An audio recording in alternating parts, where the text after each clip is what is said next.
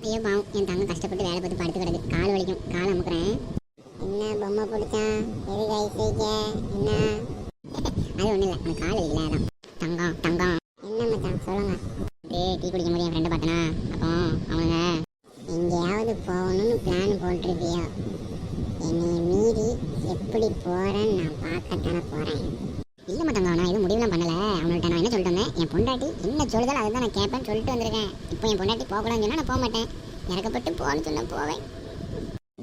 லீவுக்கு ஊருக்கு வந்தோமா, பேசாமல் இருந்தோமா, 24 மணி நேரமும் என் மூஞ்சை பார்த்து சந்தோஷப்பட்டுக்கிட்டே நீங்கள் இருக்கணும்.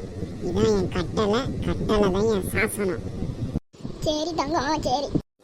Okay Purusha, I love you. பொண்டாட்டிமார்களே, நீங்கள் புருஷனை கடலில் தூக்கி போட்டாலும் அவன் கட்டுமரமாகத்தான் மிதப்பான். அவன் மேல் ஏறி நீங்கள் பயணம் செய்யலாம், கவுழ்வான். நீங்கள் அவனை சந்தோஷமாக விடாவிட்டால் உங்களை கவுத்து முழுகடித்து கொன்று விடுவான்.